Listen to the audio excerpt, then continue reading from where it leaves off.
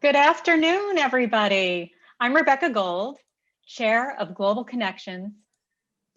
Welcome to Greater Metro West's second Unpacking Israel event. This year, along with everyone else, we faced unique challenges with our Israel engagement programming. So in our efforts to stay connected with our partners in Israel and with all of you, we found a creative way to live Israel through this Unpacking Israel series. Today, we are thrilled to have Adina Sussman, cookbook author of Sababa, Fresh Sunny Flavors from My Israeli Kitchen. Thank you, Amazon Prime. I got mine this morning. She will take us on a tantalizing tour of the cuisine of the Galilee. We will also feature the community of Horfesh, an Israeli Jews village in the Upper Galilee that has been a partner community with Greater Metro West since 2006. Enough for me. Adina, welcome. We're thrilled to have you with us. Thank you. Thank you so much. It is so great to be here from Israel, live from Tel Aviv. Got back a little while ago from the States, so I'm out of quarantine and into lockdown, so sort of out of the cauldron into the fire, as they say, but so happy to be sharing Israel with you. And I just want to thank all of you who obviously can't travel to Israel right now for supporting Israel in all of the ways that you do. It means a lot to those of us who live here. And I think that food is just one of the best ways to communicate the bonds between American Jews and Israeli Jews and Israeli Arabs, as we're going to talk about later. And I'm going to get right into it. And I'm going to talk to you a little bit about spices in Israel, because I think, you know, when quarantine hit and Corona in 2020, sourdough was the trend of Corona 1. And now we're talking about spices are so 2021. I think the reason that is the case is because we can't travel right now. And if you look at this beautiful bounty of spices that I assembled for the photo shoot for Sababa a couple of years ago, these spices that are indicative of all the many melting pot cuisines in Israel are a way for us to travel all over the world through different flavors. And today I'm going to start out by making a blend of spices that is called baharat, which is very, very common to the Galilee and Israel, and has roots in the Arab communities in the north of Israel and also in the countries that border Israel on the top, which comprise a cuisine and a culture that we know as the Levantine culture. So I'm going to just quickly make a baharat spice blend and talk to you a little bit about all of its many uses. So if you have ever had an incredible stuffed tomato or stuffed pepper or stuffed grape leaf in Israel, and it's had that combination of sweet and spicy and warm spices and pepper, you've had baharat. And it's one of those spices that is kind of a quick change item. It can go from sweet to savory. What you're seeing here on the left, it's a little hard to see, is a jar of baharat that I learned how to make with a Druze family in the northern Israeli Galilean city of Yarka a couple of years ago. And this is the baharat recipe that's in my book. We start out with cinnamon. Cinnamon is the main ingredient in baharat. And if you could smell how amazing my apartment already smells just with one ingredient, you get a sense of how amazing baharat can be. Next, we add black pepper. And pepper is actually a very, very important spice in Arabic cooking, in addition to hot peppers. And it shows up in a lot of different spice blends. I did about 3 tablespoons, so about half as much pepper as cinnamon, and then ground allspice. So in Hebrew, allspice is called English pepper. And I think it was first brought here by the British during the time of British rule in Israel. So it's called pilpel angli. And allspice, it's one of those things you smell it, you're not quite sure what it is and how to identify it, but it shows up in so many of those sweet and savory Israeli dishes. Another spice like that is cardamom.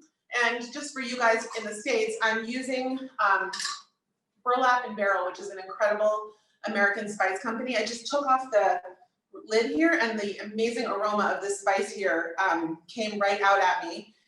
Cardamom, if you think of the Shuk and Akko in northern Israel, if you think of Nazareth, that's the aroma of northern Israel. It's these beautiful tiny pods that are extracted from a green shell and put through a grinder, and they show up in Arabic coffee often. You'll get that amazing fragrant cup of steaming hot coffee in an Arab village or in an Arab town, and that is Arab coffee with cardamom in it. So I love using cardamom because that immediately transports me to the shuk. Now, one of the spices that surprised me, which the grandson of Zarfat, who I cooked with, is holding, is fresh marjoram. So marjoram is something that is in the oregano family and the za'atar family, and it's very seasonal. And like many things in Arab cooking, they make what is in season right then. And in Druze cooking specifically, they're pulling things from the garden, drying them in their own homes, and putting them into their spice blends. Then I'm going to add a little bit of ginger here and a little bit of cloves, and that's going to be my baharat mix. And to me, when I think of cloves, I think of my Jewish childhood and saying Havdalah. We always had cloves that we held up. But it shows up in Arab cuisine all over Israel, and particularly in Druze cuisine. And that is the baharat spice blend. So when I was in Yarka, if you go to the third slide, you're going to see I learned how to make a beautiful lentil dish with fresh fennel and fennel fronds, and it was just redolent with this incredible spice blend. And whenever I want to be sort of transported to northern Israel, I will put baharat into this dish of lentils and crispy leeks and fennel. And, you know, just sort of like Israeli cuisine is a melting pot and a blend of just 100 different cultures that live here, I think a spice blend is a way to incorporate many of those different cultures into one mix. So I'm going to hand it back over to you guys for a brief presentation before I come back and talk to you more a little bit later. Hi, I'm Minden Rose, and I'm a member of the Israel Education Committee. I have also had the honor of being involved with the lace makers of Horfesh. I first met these women in July 2016 when I traveled to Israel on a women's philanthropy mission. They were so welcoming and friendly, and we had a blast cooking with them. In March of 2018, I was privileged to co-chair their visit to Greater Metro West. We had an amazing time with them cooking and learning handicrafts. Their visit connected us in many new ways, and we formed long-lasting friendships with each other. My favorite memory from their visit is not a concrete memory, rather an emotional one. The love and friendship was palpable that week and deepened our partnership with them. During the community mission, Women's Philanthropy had the opportunity once again to visit our friends in Horfesh and make more memories together. One of the ladies is Asaf Sabik, and we will now share her delicious traditional Druze recipes with us today as part of our exploration of the flavors of Galilee. Welcome, ברוכים הבאים to Horfesh. This picturesque Druze village is located on a hilltop in the Upper Galilee, facing the Lebanese border.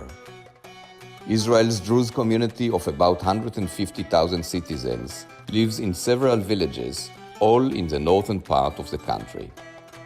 It is a wonderful ancient community with rich tradition, fascinating heritage, and unique secret religion. Most Druze men are serving in the IDF, reach high command posts, and are known for their courage. Sadly, the military cemetery of Horfesh is one of the most populated per capita and carries some of Israel's most heroic stories. The partnership between Jewish Federation of Greater Metro West and Horfesh started during the Second Lebanese War, in the summer of 2006. Horfesh, like the rest of the Galilee, was under rockets attacks from Lebanon, and Greater Metro West was there to support, show solidarity, and connect. Since then, Horfesh is part and parcel of our partnerships network and make us the only federation in the world to maintain a partnership with a non-Jewish community in Israel. Over the years, Greater Metro West helped support many programs and projects in Horfesh while facilitating lots of encounters, visits, and living bridges. But perhaps the most meaningful connection to Horfesh is demonstrated through the Lace Makers Women's Empowerment Group. This group of women, with our support, became a source of pride to Horfesh and a wonderful proof of our true partnership. A couple of years ago, the first time ever in history, a group of 20 Druze women with their husbands were hosted in New Jersey homes for a week. This unique encounter, conducted by Federation's Women Philanthropy and Global Connections, became a highlight for everyone involved. The Khofesh women brought with them the special flavors of the Galilee, conducted cooking and knitting workshops at homes, and created long-lasting bonds.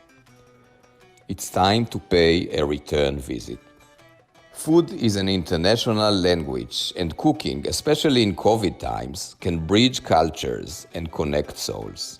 Welcome to Osaf's Kitchen in Khofesh, and enjoy the wonderful colors, tastes, and smells of the Druze cuisine.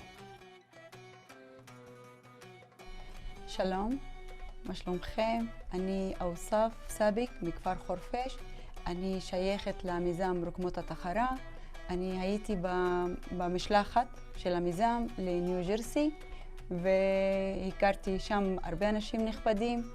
והיום אני הכנתי לכם מתכון מסורתי, זה מג'דרה עם סלט נאנה, ואני מגישה את זה עם ביטה דרוזית.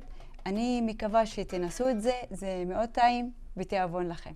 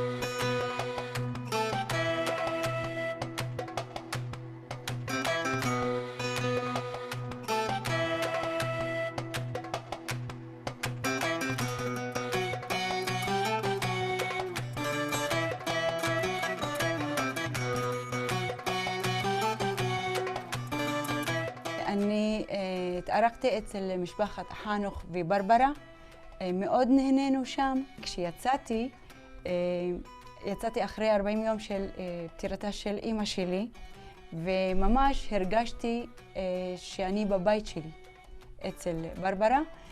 הכינה לי כל מיני דברים, כמו אימא, ממש כמו אימא. כשהייתה מכינה לי משהו, אני לפעמים הייתי בוכה, אני נזכרתי באימא שלי. וממש זה ריגש אותי וגם ריגש אותה. ואני מאוד מתגעגעת, אני מקווה שיבואו לבקר אותנו, ושבאמת יהיו לנו עוד זכרונות ביחד, כי זה בלתי נשכח.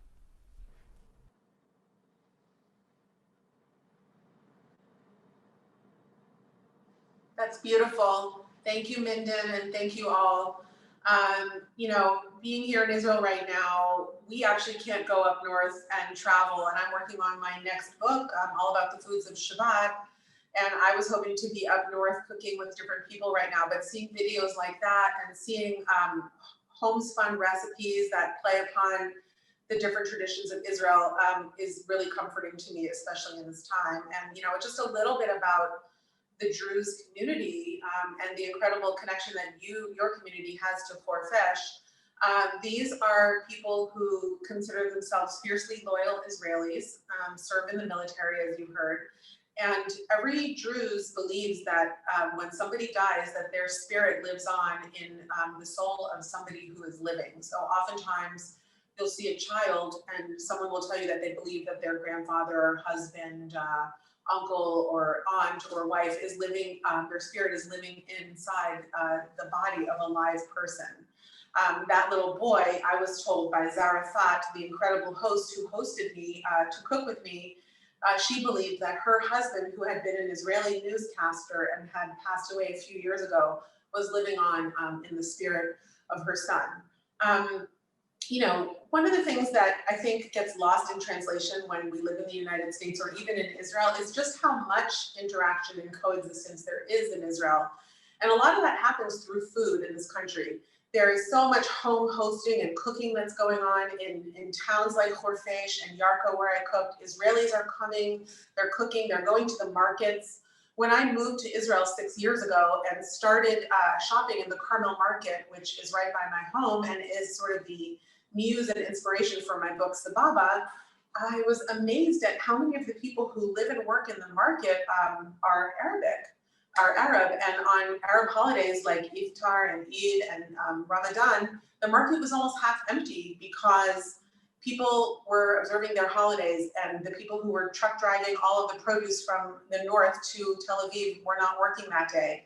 And that's the thing about Israel. Everything is seasonal and local and tied to all of the holidays of the different cultures here. One of the things I absolutely love about Israel is, like, for instance, pomegranate molasses, which is a really special ingredient that you'll find both in Jewish and Druze and Arabic cooking. You'll ask people, when is the time to make pomegranate molasses? And a Jewish person will not say, oh, maybe around the end of September when pomegranates are at the peak of ripeness. They'll say at Rosh Hashanah time. And I do love how everything here is tied to the calendar and to the seasons. And that is how people sort of determine when things are at their peak of ripeness. Tu B'Shvat, which is coming up, is the time when asparagus first peeks its way out of the ground. And it's just sort of a different way of living, that seasonal, market-driven way of cooking that's tied to individual cultures that Israelis and everyone living in this region have been living for so long, that have become trendy in the United States only in the last 20 or 30 years. So if we go back to the slideshow for a minute, to slide 4, I just wanted to talk to you a little bit about how traditional cuisine from a city like Horfesh or Yarka can now find its way into modern Israeli cooking. This is a recipe from my book, which is called the Baharat and Halva coffee cake. So what do I do with my recipes? I look at an Israeli ingredient like baharat, and I think, how can I use this in multiple ways so that it's not going to languish in my pantry, and that I can celebrate this ingredient in lots of different ways, keep it in my consciousness, keep it in my culinary repertoire. So what I did was I took the usual cinnamon and nutmeg mixture out of my coffee cake, and I put in a layer of baharat that was tossed together with halva and nuts to make the crumble in the middle of the cake. And that, for me, is what's so interesting about modern Israeli cooking in general. You know, it used to be that the mark of a great cook in Israel was how well they cooked Spanish food, French food, Mexican food, American food. Now it's super regional, and people want to cook those dishes, you know, that they're learning about in the Galilee.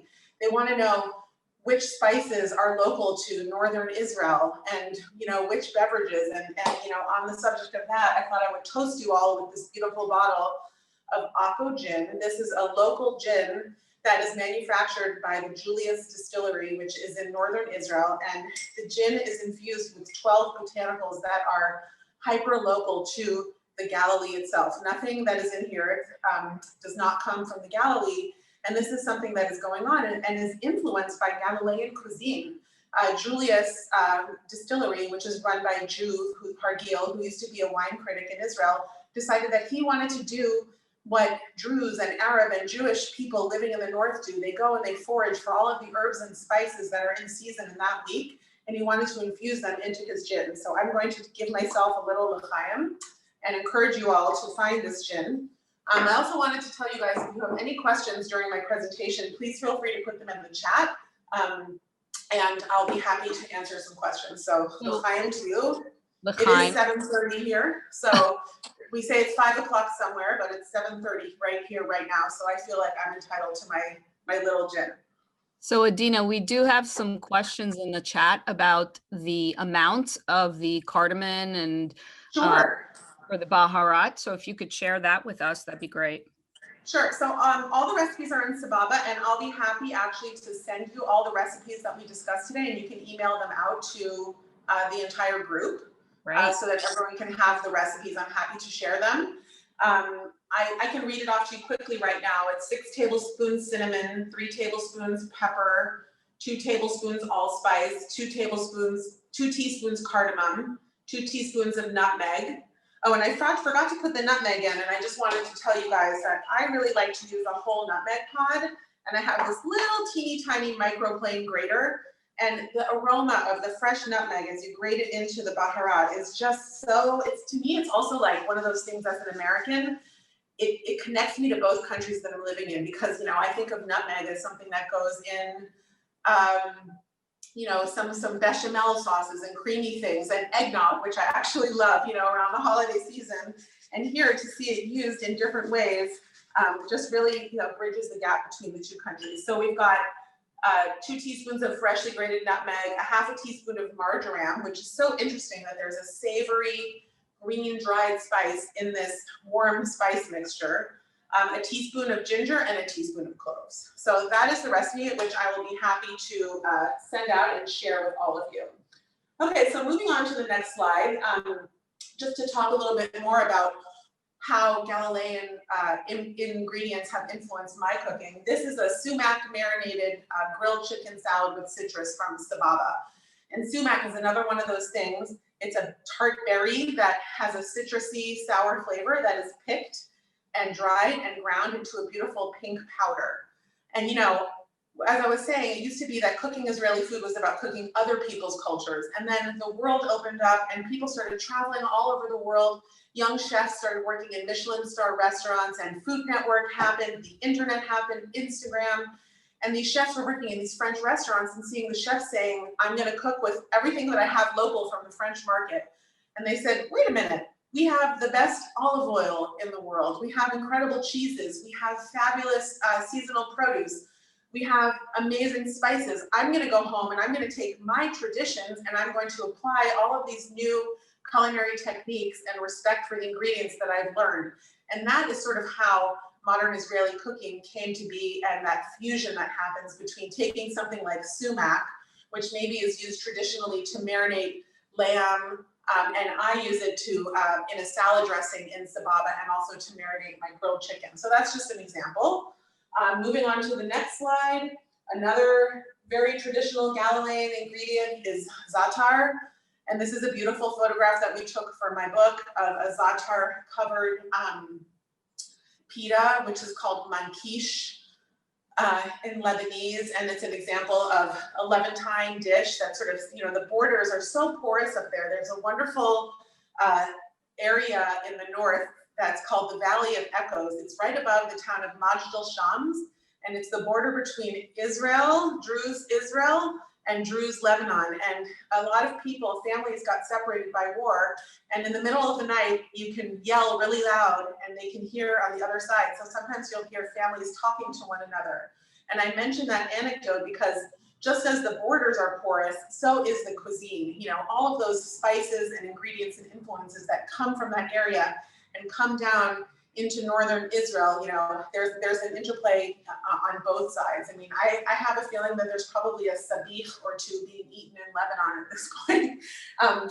One thing you can do, just if you want to make sort of a quick facsimile of a za'atar covered pita, is to take a pita, tear it open, turn on your grill, throw the pita on the grill, give it a little char for like 15 seconds, 10 seconds, turn it off when you hear it burning a little bit, drizzle a little bit of incredible Israeli olive oil on the top like this, and then take some za'atar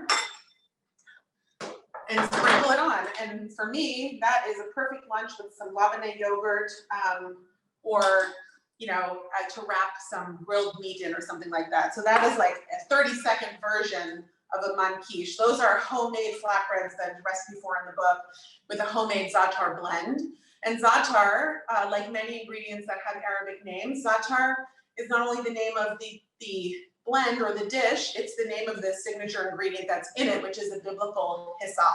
Sort of like hummus means chickpea, but it also means hummus, the blend of chickpeas that we have come to know and love today. So that's just an interesting thing about Arab and Galilean cuisine, is that often the name of the ingredient and the name of the dish can be interrelated. Okay, if we go to the next slide, I'm going to talk to you about one of those signature ingredients of the Galilean kitchen, which is pomegranate molasses. If you go a couple of slides down, sorry, to slide 14, on the right side, there is a picture of pomegranate molasses that I made for my book. And what is pomegranate molasses? Similar to other reduced things in Druze and Arabic culture, it's called divas, and divas means something reduced. Sorry, we jumped around a little bit, but we're going to go to 14, where you see a beautiful pot of pomegranate molasses. So I'm going to use pomegranate molasses to make something called muhammara. There you go, on the right side there. As you can see, I have my pomegranates. I have my juicer in the back here that I use to juice fresh pomegranates in season. We're at the tail end of pomegranate season now. And the pomegranate molasses is reduced and reduced and reduced until it creates a really thick syrup that is used like honey or like silan, which is the date syrup that we often use in Israel. And I'm going to use it as a flavoring and sweetener in a wonderful recipe called muhammara, which comes from Turkey. And Turkey came from Armenia, just to give you a sense of sort of how the dishes traveled. It was an Armenian dish that's made its way to Turkey, and Turkey is considered part of that Levantine culture that influenced Israeli cuisine. So I'm going to quickly show you how to make muhammara, which is on slide 7. The main ingredient in muhammara is roasted peppers, and we use a lot of bell peppers in Israel. So I have 3 peppers here that I have charred and cooled and skinned, and I'm going to put them into my food processor. And you can use, traditionally you can use walnuts in this dish. Now, I decided to use pecans because I always like to put a little twist on my things and give Israeli cuisine like a fresh look, whilst always, you know, remembering where the dish came from and honoring its origins. So I put in 2/3 of a cup of toasted pecans. And then I always use, you know, muhammara typically uses stale bread. And I mean, I think we can all relate. How many of you have bought a bag of pitas and not used it up? I mean, it's almost impossible to use up a whole bag of pitas before they go stale. And bread, you know, is called cucina povera. Every cuisine has its soups and its salads, ricotta and papa al pomodoro and fattoush salad here, which uses stale pita. So I'm going to use some pita to thicken my muhammara dish, about half a pita, 1/4 of a pita. And then I'm going to take pomegranate molasses. Sometimes I make it myself, but I live here and I have access to wonderful, pure pomegranate molasses. Many Arabic and Druze cooks make it themselves at home. They juice and reduce it themselves. There's a real pride in making all your own ingredients from stuff that you pick from your own land, but pretty much everyone also buys pomegranate molasses and has some in the house. Now, muhammara usually calls for lemon juice, but again, I like to mix things up a little bit. I see some questions, so feel free to pipe in if you have any questions, but I'm going to use a little bit of lime juice in here. And then another thing that I do is I always make garlic confit to have in the house. I simmer tons and tons of peeled garlic cloves in olive oil and over a really low flame for about 30 minutes until I have this sort of like garlic conserve. It's like very soft, and the oil itself has a wonderful flavor. So I use some of the garlic and some of the oil itself in my muhammara to give it that beautiful, gentle flavor. And then I'm going to add a few spices here. I'm going to add, I got to add cumin, which is one of those spices that, you know, you find cumin in Chinese cuisine, you find cumin in Mexican cuisine, you find cumin in Middle Eastern cuisine. And it's one of those things that makes you realize how vital spices were throughout history, and they made their way from all the continents and were used as currency. And in Israel, the ancient Nabateans were spice traders, and you can still visit their villages and find where they stored the spices that they used as currency for and trading as they were traveling through the region. So I'm going to add about a teaspoon of cumin to my muhammara dip here. I'm going to add salt. In Israel, we don't have the same kosher salt you have. Ironically, kosher salt here is very coarse. I really like diamond kosher salt, and it's the salt that I use as a standard in all of my recipes in Sababa, but I'm going to use coarse salt because I'm living here right now. And then a little bit of chili flakes. And then I just close it up and blend it, and it's going to make this incredible, nutty, rich, creamy, sweet, tart, garlicky dip that you can use to eat with toasted pita chips, or you can spread it under a piece of grilled fish, or you can serve it with a steak and do anything you want with it. So now I'm gonna just close my processor here and blend it up.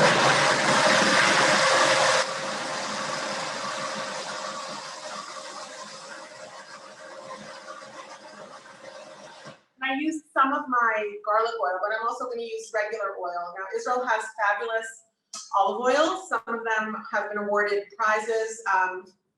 Most of the olive varietals are not Israeli in nature. They're from Greece and France and Spain, like all of the best oils in the world. But I keep my oil in this pitcher because it's so hot. There's sun coming into my apartment all day and it's really bright, and sunlight and heat can really help deteriorate oil quickly. So I keep it in this little pitcher, and then I'm gonna drizzle a little bit more into my muhamara just to give it, you know, a little bit more of that.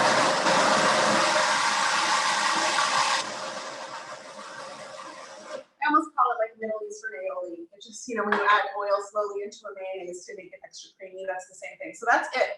That's my muhamara. You'll find this in a lot of homes, especially Arab homes in northern Israel, but it's one of those dishes that has captured the imagination of Israeli cooks, and it's really a symbol of how all the cuisines here kind of are blending together. The same goes in the other direction. You know, when I was cooking with the Zarafat family in Yarka, they were eating Israeli foods as well. And, you know, I think that one of the things I love is after a certain point in Israel, although we're cognizant of the cultures, you know, if you have a big plate of salatim or salads or meza, it's kind of like a United Nations of Israel. You'll have a Russian potato salad, you'll have a Moroccan carrot salad, you'll have chopped liver, you'll have Israeli salad, you'll have muhamara, and you'll have all those different things that kind of come together and really show a blending of the different cultures and sort of what I like to call a culinary coexistence in Israel that I think sometimes skips the headlines. So Adina, we have a question about your garlic confit. Whether you keep it in the fridge or whether you keep it out on the counter. That's a good question. When I'm cooking a lot of entertaining, I can go through a cup of garlic confit in a couple of days. And if I know that I'm going to be using a lot of it, sometimes I'll smear it all over a roasted chicken, or I'll serve it, you know, with crusty fresh challah or bread. Then I leave it out, because when you refrigerate it, after a while the olive oil can harden, and then you have to take it out and soften it, you know, under warm water. But it keeps in the fridge wonderfully for a few weeks. So one of the things, anything confit, the word confit means conserved or preserved. So if you cook it in olive oil, you know, a lot of the liquid from the moisture from the garlic bubbles out, and you're left with this sort of concentrated, really lush, velvety garlic flavor, and the flavored oil, which is just pure gold. So I would keep it in the fridge if it's not going to be used within a day or two. Thank you. All right, you're welcome. Okay, just going on to the next slide, I just really wanted to talk about labneh. At this point, I think a lot of people think of labneh as an Israeli ingredient, but it also is something that has roots in the Druze and Arab kitchen. Labneh, the word labneh means milk. It also comes from the word white. And if you see here on the left a couple of pictures from my book, this is just thickened yogurt topped with fresh figs and pomegranate seeds and mint and flaky salt. And on the right is something that was really popular from the book. I took labneh and I made all kinds of incredible toppings to put on it, from crispy artichokes to roasted beets to sumac caramelized pineapple. And I just wanted to show you how easy it is to make labneh. What I did was I took a really high quality whole milk yogurt. I put it in a nut milk bag, or you can use cheesecloth. In the Arab villages, they use a diaper, a clean diaper cloth, or any kind of cloth. And the longer that you strain the yogurt, the thicker it's going to become. So I'm going to open this and just show you. I'm going to try and get as close to the camera as I can. This is just a few hours, but the yogurt has become super thick and creamy. As you can see, it's not losing its shape. And this is something that you're going to find in virtually every home. It lasts for a really long time. It has multiple uses. People in Druze villages cook lamb in yogurt. Obviously, kosher tradition prevents people from serving meat with yogurt, but in Arab and Druze villages and Muslim villages, they do that all the time. But what I like to do is I'll take my labneh and I'll spread it out here. It's looking so thick and delicious. And then I just kind of decide which way do I want to go? Do I want to go sweet or do I want to go savory? If I want to go savory, I could sprinkle za'atar and olive oil on top. But today what I'm going to do is I'm going to use a few of those ingredients that are indigenous to the region we're talking about. This is tahina made by Al Arz, which is a wonderful female-owned tahina company from Nazareth. It's owned by a mother and daughter, Julia and Lana, who are one of the biggest and highest quality tahina producers in Israel. And tahina is that ultimate example of that culinary and commercial coexistence in Israel. Almost 100% of the best tahina in Israel is made by non-Jewish Israelis, Arabs, and purchased by Jews with pride and happiness. And I love that every time I buy a jar of tahina, I'm supporting a community that it's sometimes hard to interact with, which is why programs like the one that you guys do are so important. So I'll take a little tahina and I'll drizzle it onto the labneh. I know that might sound a little unconventional, but it's actually really nutty and delicious. And then I'll take some silan, which is some boiled date syrup, and I will drizzle that on top of the labneh as well. And then maybe I would take some fresh mint, which I always tend to have in the kitchen here, and just rip that up and put it on top. And this is something that I might serve with, you know, a cracker or a piece of fruit, like apples, sliced apples or something. And it's just like so delicious and simple. And like one of the things I love about cooking in Israel, which is true in all homes, regardless of your religion or cultures. My joke about my 20 years living in New York was that spontaneity was scheduled 2 weeks in advance in 15-minute increments. And in Israel, the idea of entertaining and welcoming people into your home to eat and drink spontaneously truly is a value that we all share here. So having things like labneh around, or muhammara, or pitas that I can char on the grill just to make something easy to have people over it, because we all know that the real ikar, the real principle is to host and to share your love through food. And that is something that I love about Israeli culture, and having these kinds of things around, many of which have roots in the Galilean kitchen, help me do that. We have a question about what brand of tahina you mentioned. So that is Al Arz, A-L space A-R-Z. It is available in the United States. You can get it online. Other brands that I really like are Soom Tahini, S-O-O-M, run by 3 American women, one of whose husband is a sesame broker. And yes, that is a job in Israel, because Israelis have the second highest per capita consumption of sesame seeds in the world after China. And it's because of tahina. So, you know, similar to how there's a gold trading exchange and a stock exchange, there's a sesame exchange. And, you know, when there's political strife in Ethiopia and Eritrea, it causes the price of sesame seeds to go up, and therefore the price of tahina. And almost 100% of the tahina in Israel, the good tahina, is made with sesame seeds from Humera, which is the fertile region along rivers in Ethiopia. So Jackie Hurwitz's husband, Omri, who's the sesame broker for their company, flies to Ethiopia twice a year to check out the sesame crops, to assess their quality, and brings them back to Israel, and then works with local manufacturers. Theirs are in the West Bank, in Nablus actually, and they make the tahina there. So, but this one, Al Arz, is also made with Ethiopian sesame seeds, and is made in Nazareth in the Galilee. Wow, we just learned a lot. And also the other question is, do you put salt into the yogurt you hang for the labneh, and how much if you do? So it's funny because the recipe in Sababa has salt. Salt helps extract the liquid from the yogurt. I have found that even without, if you're watching your sodium, you can hang it without salt and it'll do fine. And also, a wonderful chef in Tel Aviv named Asaf Doctor has a restaurant called Doke and another one called Avi, and he uses lemon juice instead of salt. And it was a revelation to me. It served the same purpose, to extract the moisture, and it gave it a lighter and fluffier texture. I think there's something about the acid in the lemon juice that kind of made the yogurt a little bit fluffier. So yes, I put salt. I believe for 4 cups of yogurt, I put a tablespoon of salt, but you need to check the yogurt that you use and make sure that it's unsalted, because if you're using a yogurt that has salt in it, you could use less. I would rather use a little bit less. The yogurt's still gonna strain and then you can season it later. And I would really recommend trying to find a high quality yogurt. I don't like yogurts that have, first of all, always use full fat yogurt, similar to what they do in Corfish. They would gasp if you suggested a low fat Ronnie Brook Farm or low fat Stonyfield or anything like that. There are no gums in the yogurt here. You can make labneh with sheep's milk yogurt, goat's milk yogurt. I used cow's milk yogurt today. I actually used buffalo milk. There's one buffalo farm in Israel where they make the most incredible buffalo mozzarella, believe it or not, and buffalo yogurt. I think it's the best yogurt in Israel, so that's what I use when I make labneh. But yeah, about a tablespoon of salt per 4 cups of yogurt.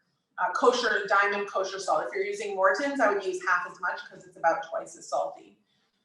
Okay, so moving on to the next slide, I just wanted to talk about another ingredient that is very common in Israel. I also, by the way, I can't see what time it is, so if someone could give me a time check, I don't want to run over.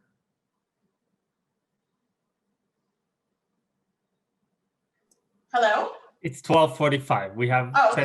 10 more minutes. Perfect. 12. Perfect. So we're going to slide number 9, which is talking about frika. Now frika, some of you are familiar with it. So frika is cracked smoked young green wheat. Now, for those of you who have Ashkenazi grandmas or are an Ashkenazi grandma, you might be familiar with something called green kern. Now, green kern is young green wheat that is made into a very traditional Ashkenazi soup, kind of like a barley soup, but made with this wheat. And frika is essentially green kern that is smoked over an open fire. And it's a really wonderful tradition that you'll see in northern Israel in April when wheat crops are being harvested. They'll take the wheat kernels and they'll smoke them over open fire. And it's a tradition that is dwindling in Israel with every passing year. Most of the frika is now imported from Turkey and is machine smoked. But if you can get your hands on some hand smoked frika, which is something that has really made a crossover from the Druze community and Arab community into Israel, you're really lucky. And on the left there is one of my friends from the Shuk in Tel Aviv, who has family in Jerusalem and in the north, and who's my source for local smoked frika. So he brings it to me. He's my connection. I go buy it from him, and then I make things that are not quite so traditional. Usually frika's served with lamb on top, quite heavy and maybe a little sticky, and it's delicious, but I use it to make more of a pilaf with roasted grapes and toasted nuts and fresh herbs. And it's just another example of a traditional ingredient that I respect, but I also am trying to introduce into the modern Israeli canon of cooking. And that's been a really popular recipe in the book. Now I just wanted to show you a few of the things that I cooked. If you go on to slide 10, when I was in Yarka cooking with a wonderful Druze family, if you see on the middle, it looks like someone's holding up a sheet that they're hanging on a laundry pin, but that's actually a Druze pita. And these are made by hand on an inverted giant taboon style oven, and they take herbs like za'atar on the right. It was za'atar season when I was there, these juicy green leaves, and they chop them up, put them inside, fold them, and cook them on the fire into these little pockets that you see on the left there. This is zarafat. I was surprised to see that your counterparts were willing to be videoed and photographed, because a lot of more traditional Druze women do not like to be photographed. It doesn't jive with their religious beliefs. So I was allowed, if you go to the next slide, to take a picture from the neck down. This is her preparing the filling for those incredible pockets. But if you go down, you'll see that her daughter Malak, who is a college graduate and is sort of her mom's agent for all of her cooking classes, is dressed in Western gear, has an Instagram account, is happy to be photographed. And similar to many other religions, the younger generation is a little bit more open, a little more flexible, possibly a little bit less observant. And I love Malak. I've stayed in touch with her. And if I ever have any questions about Druze cooking, she helps me out. If you go to the next slide, you'll see their homemade olives, which is something that you'll see all over northern Israel. Olive harvest was recent here, and the cured olives are coming in. And actually, I just got from my dear friend today his homemade olives with lemon pieces and a little bit of olive oil in them. And on the right is another type of diebs. I was telling you about diebs means anything that's reduced, like pomegranate molasses or grape must. This is homemade tomato paste, which is something I had never seen before until I went to a Druze village in the north. They take 20 pounds of ripe tomatoes and take the skins off and puree them and then cook them and cook them and cook them and cook them down until they make the most delicious tomato paste that I have ever had in my entire life. And they freeze it and take it out container by container and use it as the tomato season ends. They use it all throughout the winter to flavor many of their dishes. I think you saw that the majadra that your counterpart in Khorfesh made had fresh tomatoes, and her majadra that she taught me had this incredible dibas in it. All right, now we're getting close to the end of the presentation, and I just wanted to talk to you about a really influential chef in Israel who you'll see in slide 15. His name is Erez Komarovsky. He is an Israeli Ashkenazi chef who had about 15 artisanal bakeries in Israel in the 90s called Lechem Erez, or Erez bread. He got burnt out and moved up to the north to Matat, which is incredibly close to Khorfesh. And Erez created this little haven there where he cooks from the land and has relationships with all of the different people in the Gush Chalav, which is, I believe, where Khorfesh is it's called the Milk Valley or Milk area, very close to, and Erez has become really the flag waver for Galilean and Levantine cuisine in Israel. And he's become incredibly, incredibly influential. And what he loves is that he goes to the Druze village next door to him to purchase his lamb from the butcher that he likes. He goes and forages with the father of his sous chef, Yaakov, who is 80 years old and is more nimble than he is and can climb up hills like at thrice the speed of him, but teaches him about all the local herbs in the area. And he started doing really incredible things. If you go to the next slide, he takes challah, which is so Jewish and Israeli, and he stuffs fresh herbs like za'atar into the braids and fresh flowers on the left, and then he bakes them. And it's really for him the expression of the land that he lives on and the many cultures that influence his cuisine. If you go to the next slide, you see him cooking tomatoes in a taboon oven, the huge brick oven that he has in his home. And he uses those tomatoes to flavor lamb pizzas and stews, and everything has an incredible fire roasted flavor that he also attributes to his Druze and Arab neighbors. And if you look at the next slide, I was privileged enough to work as a culinary producer. That is Yaakov, the 80-year-old guy I was telling you about with the shock of white hair. He came, and that's his son Joseph with the baseball hat, who is Erez's sous chef and protege. They're from a Druze village nearby, and he taught Erez everything he knows, and he was participating in a new TV series that you can purchase called Yes Chef, where you can learn from all the best chefs in the world. And Erez was the person they chose to represent Israeli cuisine because he's so tied to the land, he's so connected to what's modern and what's ancient at the same time, and he just embodies this love of produce and love of making everything from scratch and inviting all the cultures into his home and being invited. And he's just such a passionate cook, and it's just, his food is infectious, and I highly encourage you to seek out the Yes Chef Erez Komarovsky classes online. And if you go to the next slide, look at this. This is kebabs that they made, and they skewered the kebabs on fennel skewers, and those are the fennel fronds on the top that are wrapping the kebabs that are spiced with baharat and lamb fat. And then there's some lamb pieces that are wrapped in fresh grape leaves on the left. And like, this is just the way Erez cooks: pine nuts, all the spices, everything, just really, really fresh and very inspiring. And then if you look at the last slide, this is Erez's Druze pita on the right, just like diaphanous, like a sheet shining in the wind.